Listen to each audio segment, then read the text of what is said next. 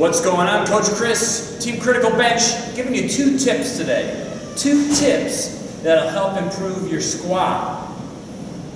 Really, both of them are meant as warm-ups prior to doing back squats or front squats or really any squat variation.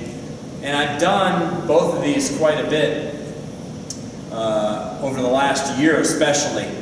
The first movement is a great, I'm always going to say if you take 5 or 10 minutes to walk, bike, skip rope, jumping jacks, anything that elevates the heart rate, elevates the core temperature, and gets you to sweat. That's always a smart thing to do. And it just takes 5 to 8 minutes really to start to heat the body up and start to feel sweat on your forehead. Then you know that your body's about ready to be pushed a little bit, So a movement that my trainer has been having me and Coach A and Coach Westy do at our workouts is a really cool drill to get you to drop down deep with your hips and kind of sit down into that position.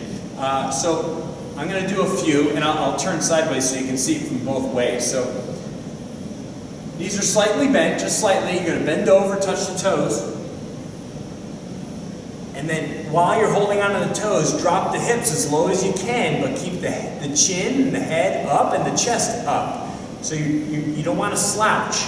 You want to be really upright. And you want to kind of sit into that. And when you're at the bottom, you could even rock back and forth a little bit. We've talked about prying before. This is pretty much prying right here. But what you do is you can do it 2 ways. You can hold onto the toes and go back up, stretching out the legs, which also now you're getting the hamstrings involved a little bit too.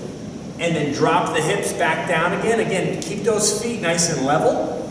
Most of your weight's on your heels, okay, but your feet are flat.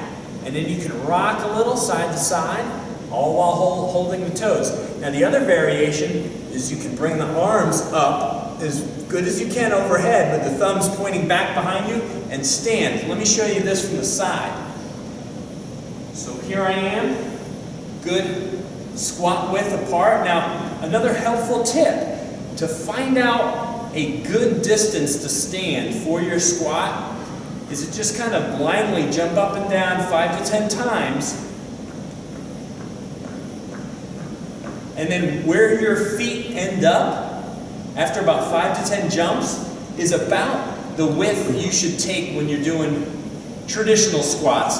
Now there's powerlifters out there that are doing real wide stance squats and stuff like that. That's not who I'm talking about right now. For the average Joe, that's about the distance your feet should be. Okay, so this is what it looks like from the side.